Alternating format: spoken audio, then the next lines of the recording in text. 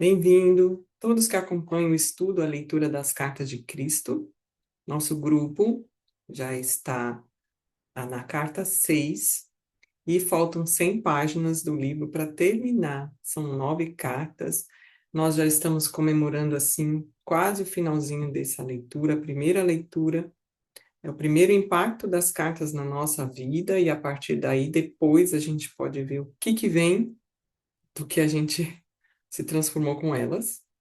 E hoje, finalizando a carta 6 é um pedaço curto, então nós vamos ler também um pouco da carta complementar, que antecede a afirmação que a gente fala. E a gente começa sempre com a prece, vamos fazer 2 minutos de meditação silenciosa, aquietando o pensamento, prestando atenção na respiração. E depois eu leio esse momento prévio da afirmação que a gente faz também toda semana. Então, vamos começar fechando nossos olhos, com a intenção, né, de conexão. E organizando o seu corpo, coluna alinhada, e vai fazendo algumas respirações lentas e profundas. Isso, já trazendo para o momento presente essa atenção, essa conexão, esse cuidado. Lembrando da beleza que é estar aqui reunidos, essa leitura, esse aprendizado. E começando então nossa prece. Pai, Mãe, Vida. Tu és minha vida, meu constante apoio, minha saúde, minha proteção, a perfeita satisfação de todas as minhas necessidades e minha mais alta inspiração. Peço que me reveles tua verdadeira realidade. Sei que é tua vontade que eu seja plenamente iluminada e que eu possa receber melhor a consciência da tua presença em mim e ao redor de mim. Creio e sei que isso é possível. Creio que tu me proteges e me guardas no perfeito amor. Sei que meu propósito final é te expressar. Quando falo contigo, sei que tu estás perfeitamente receptivo para mim, pois tu és a inteligência amorosa universal que maravilhosamente concebeu esse mundo e o tornou visível.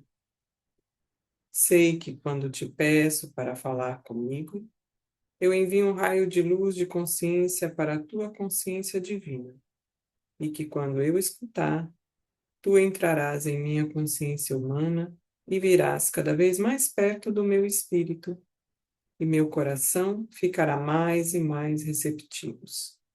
Eu confio meu ser e minha vida aos teus cuidados. E assim respira fundo mais uma vez. Mantenha a atenção na sua respiração. Nós vamos começar agora a silenciar a mente por 2 minutos, somente. É um treino para a nossa consciência, para a nossa conexão. Então, agora, vamos começar cronometrando.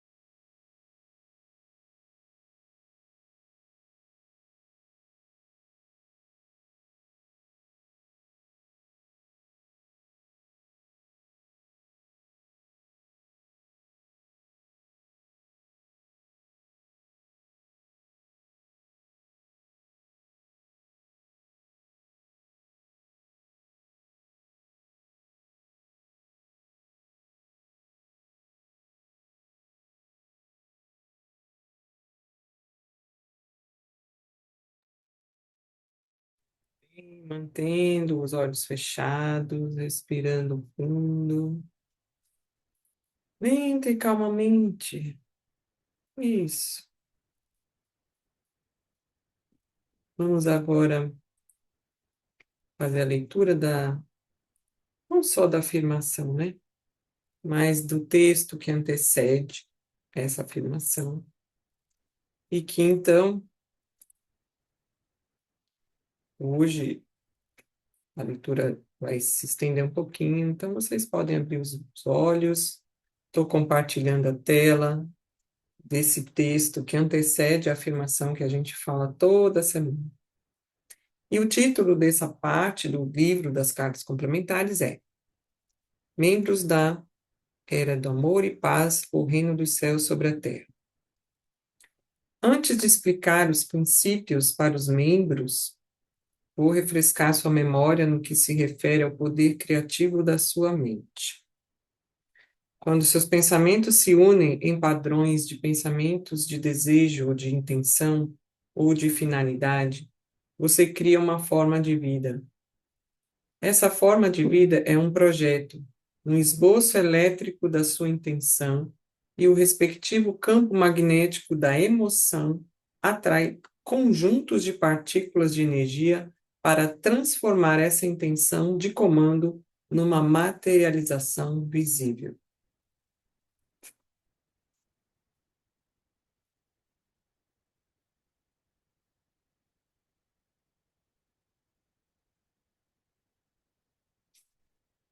Esta é uma manifestação dos seus próprios desejos.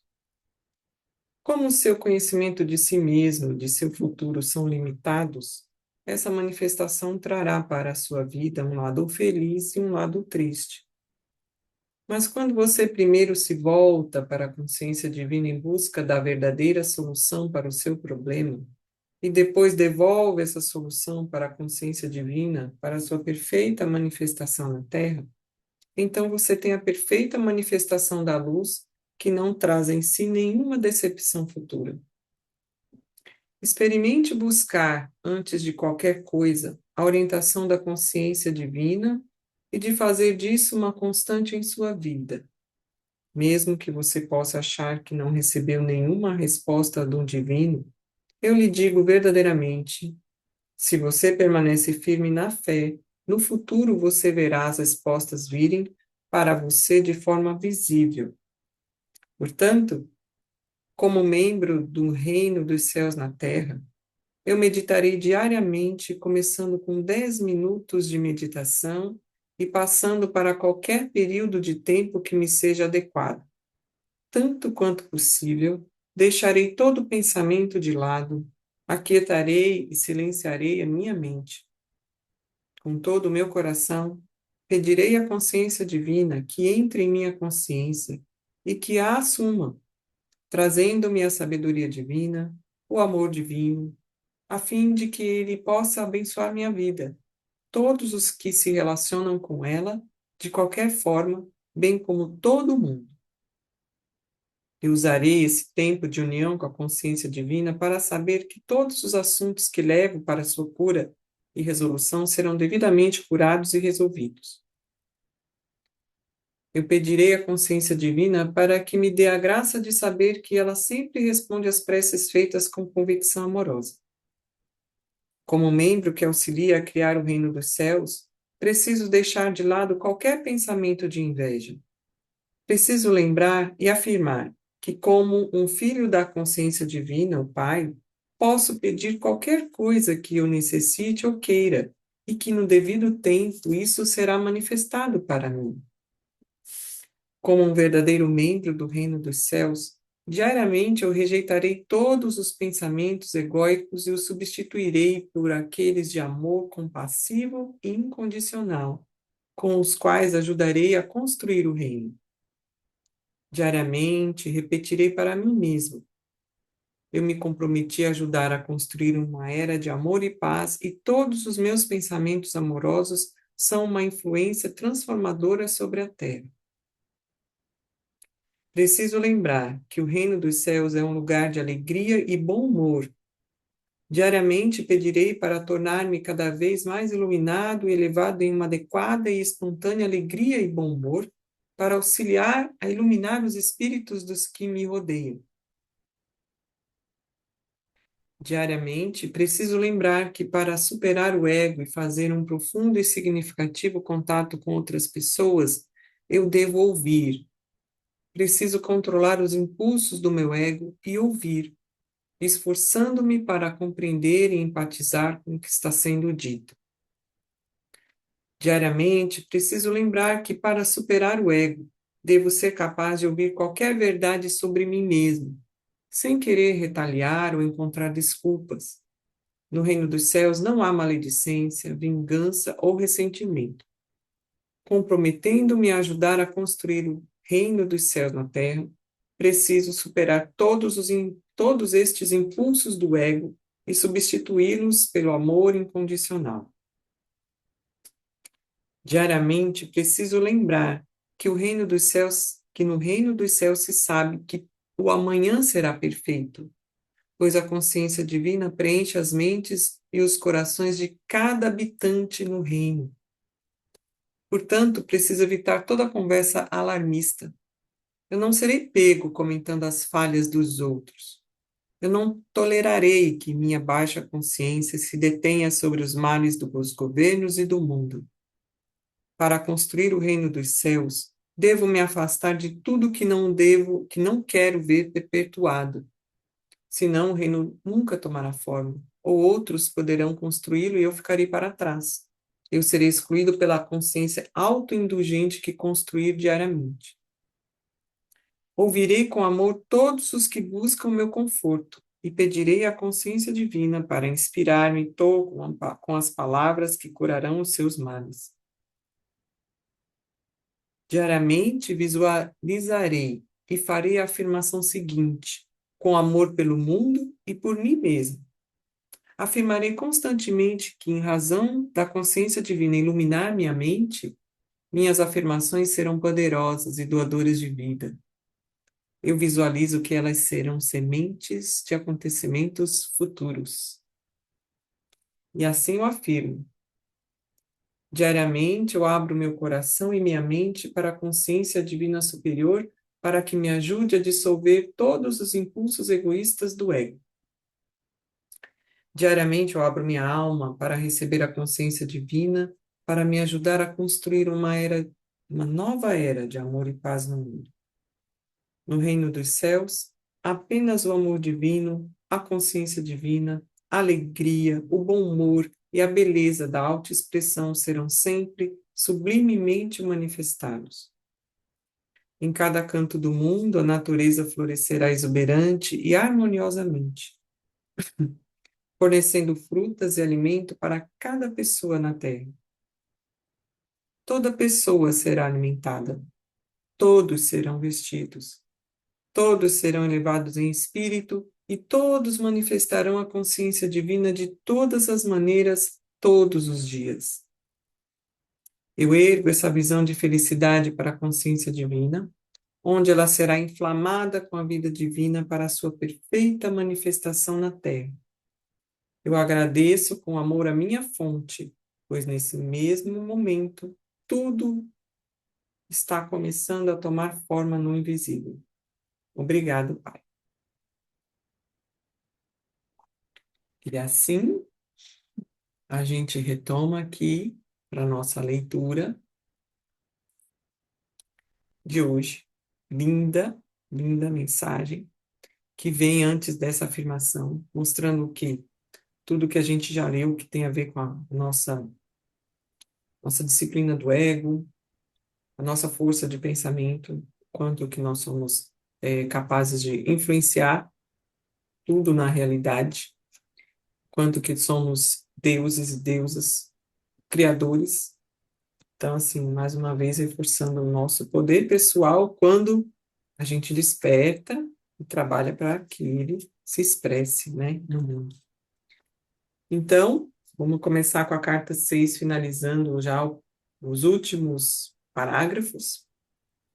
Vou passar a leitura para a Vera, que já está na parte certinha aí da nossa leitura e eu vou compartilhar aqui com vocês também a nossa tela. Então vamos lá, Verinha. Deixa eu achar aqui, aí compartilhar também. A verdade em relação ao pecado.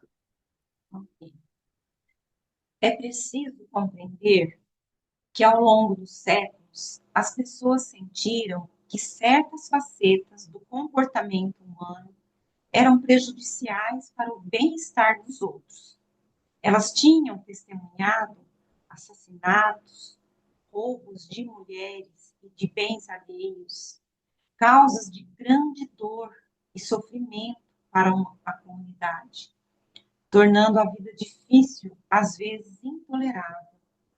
Concluiu-se, então, que com certeza aqueles comportamentos deviam ser contrários à vontade daquele que chamavam Deus. Assim, deram àqueles comportamentos o nome de pecado e os definiram como sendo mal. Finalmente, os profetas concluíram que tal comportamento aberrante devia originar-se de uma força malévola, oposta a Deus, e a chamaram de Satanás. As pessoas ameaçaram e castigaram umas às outras, na crença de que os pecados eram maus e de que seu Deus castigaria os homens pelas maldades contra os outros. Até hoje, se pratica esse comportamento nas igrejas. Os líderes religiosos tentam controlar as pessoas pelo medo. O conceito de pecado contra Jeová, o eterno e infinitamente poderoso Criador, era um hábil e poderoso método de controle das pessoas. As crenças da igreja são uma trágica farsa de tudo o que tentei ensinar às pessoas na Palestina.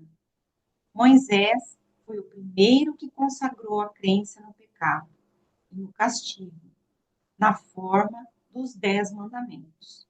Moisés disse que Deus deu a ele os 10 mandamentos e que se os israelitas os desrespeitassem, teriam que sofrer o castigo. Em alguns casos, isso significava a morte por apedrejamento.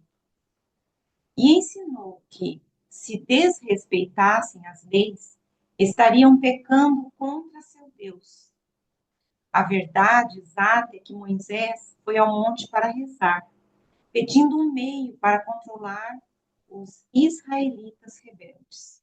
Em resposta àquela oração, recebeu por inspiração os 10 mandamentos, dados a ele para ajudá-lo em sua tarefa de dirigir os israelitas, sem perigo em sua jornada no deserto, com o menor grau de confusão. Religiosos aceitam e creem de todo o coração em um Deus que, segundo dizem, instruiu Moisés a engajar-se em comportamentos agressivos e massacres ao conquistar a terra prometida. Esta era uma terra bela e produtiva que foi arrancada sem piedade de um povo trabalhador assassinado aos milhares. Isso foi considerado como a coisa certa a fazer, uma vez que Deus tinha prometido para eles uma terra bela, na qual se estabeleceriam. Até hoje, os religiosos creem que, como Deus falou com Moisés, deve ter sido Deus quem decretou o derramamento de sangue. Em sua Bíblia, há muitas descrições semelhantes e horrendas sobre a guerra, derramamento de sangue, e são consideradas permissíveis, justas e corretas, porque se acreditou que Deus ordenou a eles ir para a guerra contra os gentios. Você pode perceber na história dos judeus o desenfreado impulso do ego, no qual, inclusive, Deus é usado para isentá-los de toda a responsabilidade. No momento de exaltação do próprio poder, Tornou-se permissível e justo ignorar os mandamentos e realizar um extermínio em massa. Eles acreditavam não estar cometendo nenhum pecado, pois o massacre tinha sido ordenado por Deus. Que Deus? Você pode perceber porque era necessário que eu nascesse na Palestina e vivesse entre os judeus, em um esforço para ajudá-los a ver que suas crenças e práticas tradicionais eram totalmente contrárias à natureza da consciência divina que verdadeiramente havia dado a eles o ser. Através dos séculos, os homens lutam com o conceito de pecado. Muitas pessoas sinceras ficam aflitas com a maneira pela qual ofendem a Deus e rezam pedindo seu perdão. Há muito tempo sacrificavam um sem número de animais no templo de Jerusalém para apaziguar a Deus, na esperança de escapar das consequências de seus pecados. Desde aquela época, inumeráveis livros foram escritos sobre o tema, expressando pesar e horror por ver o estado da alma dos homens, indicando a mudança de comportamento pelo açoitamento com chicote, para torturar a carne e fazê-la pagar pela maldade de pensamento, palavra ou ato.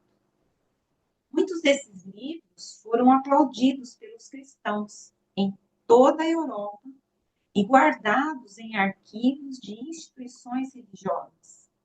Esses livros prendem as pessoas à antiga personagem de Jesus, pregando a salvação do homem do castigo de seus pecados, por meio de minha morte na cruz. Como já expliquei, essas crenças são fisicamente impossíveis e contrárias aos fatos da criação. Nenhuma divindade superior exige o pagamento pelos pecados. Este é um conceito inteiramente humano e pagão. Qualquer tipo de derramamento de sangue com o propósito de realizar ritos religiosos é paganismo. O que a Igreja cristã tem apresentado aos seus seguidores é uma versão glorificada do paganismo. Quando as pessoas tornam outras infelizes, de um modo ou de outro, estão criando seu próprio futuro em retorno. Não como retribuição, mas como uma atividade consciente de criação. Portanto, é uma questão de urgência combater fortemente essas crenças no pecado e na salvação por minha morte na cruz. E a substituição pela compreensão espiritual que está sendo fornecida a você nestas cartas. Antes de abandonar o assunto de doutrinas religiosas, quero deixar claro que, através dos tempos, alguns buscadores espirituais na igreja cristã purificaram suficientemente sua consciência para adquirirem uma forte consciência do poder que eles chamam Deus. E acabaram por reconhecer que a igreja não ensina a fonte do ser.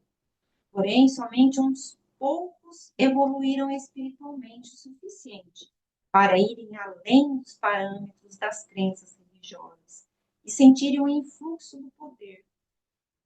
Uma vez que a grande maioria das pessoas só pode conceber a verdade por meio de uma terminologia terrena. Eu, Cristo, tenho que dizer que até este momento nenhum dos santos nem sequer vislumbrou a realidade da criação e a verdade por trás do comportamento humano, como eu estou apresentando agora para você.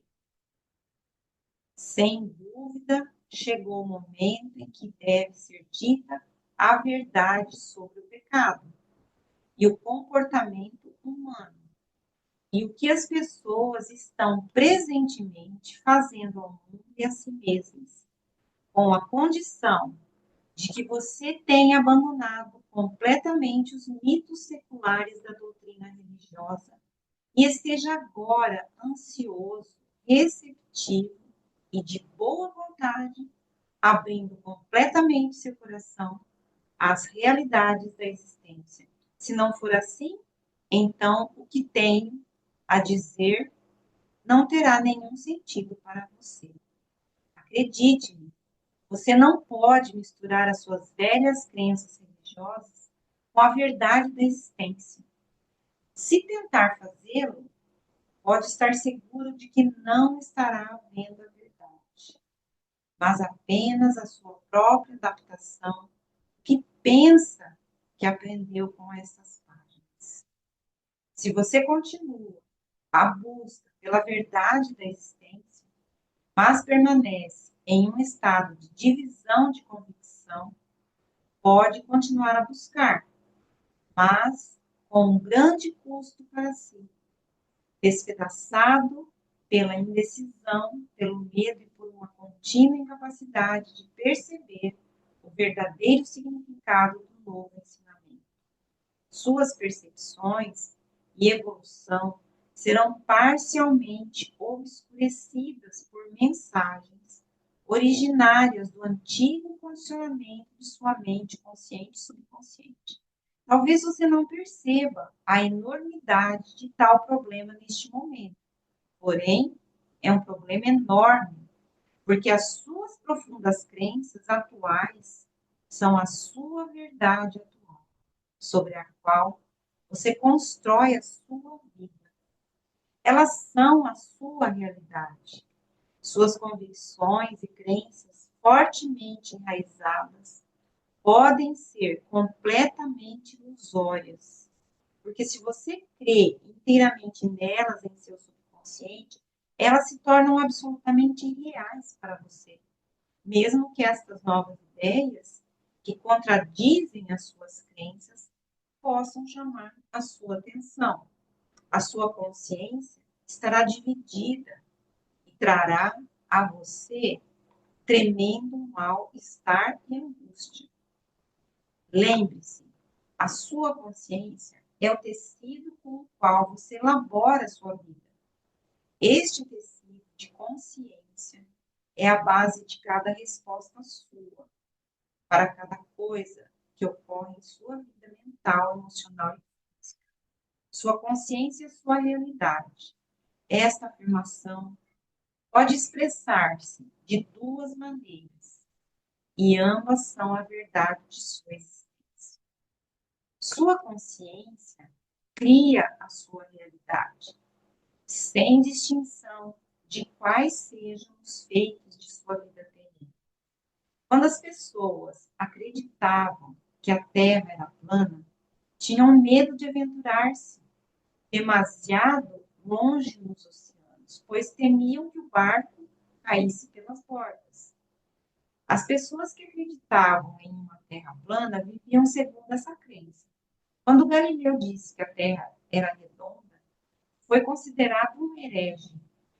Porém, sua percepção da circularidade da Terra permitiu que os marinheiros adquirissem uma nova visão do mundo, compreendessem viagens para descobrir o que havia do outro lado do oceano. Foi necessária uma mudança de suas crenças para tornar isso possível. Você está em uma situação semelhante com respeito a essas cartas. Aqueles que as desprezam e as ridicularizam são como as pessoas que acreditavam em uma terra plana e que tinham medo de cair pelas bordas. Se navegassem demasiado longe de seu ambiente conhecido, seus horizontes são seriamente limitados por suas falsas crenças. Assim, os horizontes daqueles que creem que o mundo é sólido também são severamente restritos. Dia após dia, lamentam e se afligem pelas desgraças que desabam sobre o mundo, crendo que não existe nenhuma escapatória. Porém, Obrigado, Vera. Vou dar continuidade aqui para descansar você um pouquinho. Uhum. Porém, as pessoas que puderem captar e dar as boas-vindas à verdade da consciência que atualmente estou apresentando ao mundo, serão como aqueles que perceberam que poderiam viajar sem limites pelos oceanos em todas as direções, com a condição de que tivessem a vontade de empreender tal viagem. Portanto, seu estado de consciência é o que você deve considerar como mais importante em sua vida, não as suas relações, posses ou posição na vida. Cuide da sua consciência e todas as bênçãos em todos os aspectos de sua vida virão a você. Por meio da sua consciência, você se alimenta de amor, harmonia, alegria e beleza interior, até em um beco de um bairro pobre. Com tal consciência, você será removido das ruas do bairro pobre para um ambiente mais compatível com seu estado interior. É assim que se sai de circunstâncias desagradáveis. Com base em tudo o que foi dito, você deveria agora ser capaz de ver que somente você cria a qualidade do seu mundo interno, esteja em uma prisão ou no comando de um navio. E pode melhorar seu ambiente, irradiando sobre ele a força de vida que anima o seu pensamento. E mais uma vez, sua consciência é a sua realidade. Não o seu marido ou esposa, filhos, lar, jardim, posses, títulos, lugares de trabalho ou amigos. Pois seja qual for o lugar que as pessoas e suas posses ocuparem em sua consciência, bom ou mal, esse lugar é apenas a sua percepção pessoal sobre eles. A realidade dessas pessoas não é verdadeiramente conhecida por ninguém. Ninguém tem acesso à bondade inata oculta em um caráter aparentemente negativo.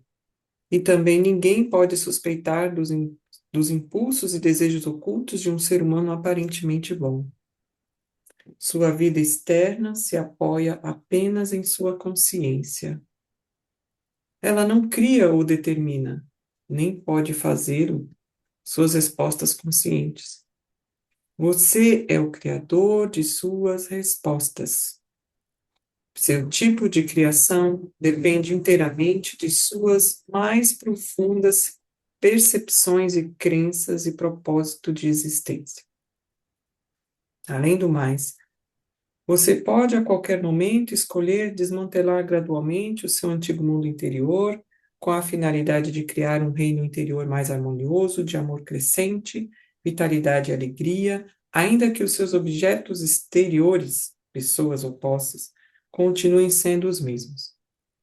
O poder espiritual do tecido de sua consciência irradiará para o exterior e será absorvido pelas pessoas, plantas, tijolos e cimento, por tudo que o cerca nas imediações. Ocorrerão mudanças e melhorias claras em tudo que está em seu ambiente.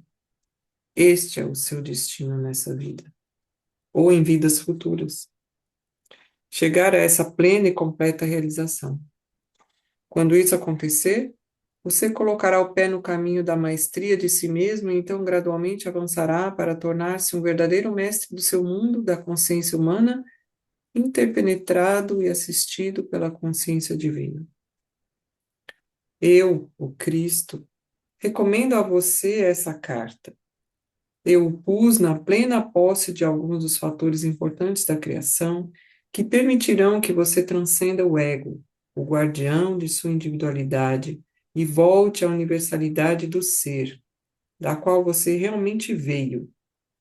Você tem em suas mãos os meios para os quais pode entrar no amor, alegria e realização pessoal incondicionais.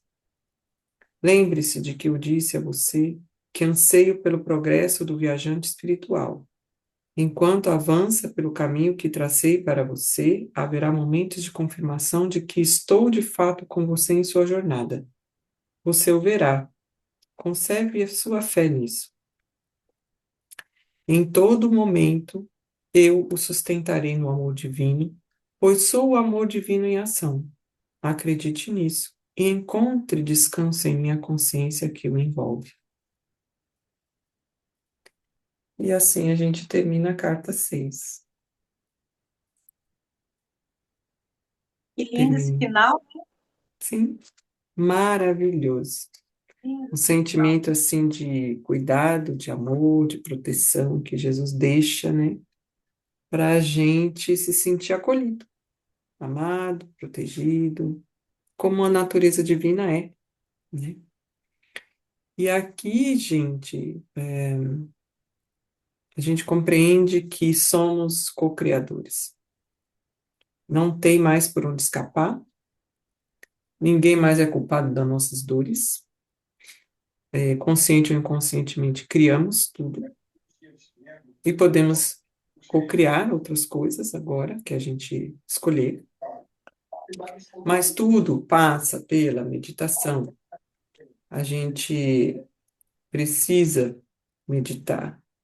É aquele momento do estado de presença, o aqui e agora. Esses 2 minutos que a gente fica, mesmo assim, a gente não ficou sem pensar muitas vezes, a gente não tem o hábito, mas isso é um hábito, é uma prática, como fosse um exercício físico que você faz tudo de um pouco, tudo de um pouco. Nós vamos criando o hábito e o pensamento, ajustando para que aqueles momentos de meditação sejam livres de pensamento, o mínimo possível, só para que você possa estar em contato com a consciência divina que habita em nós.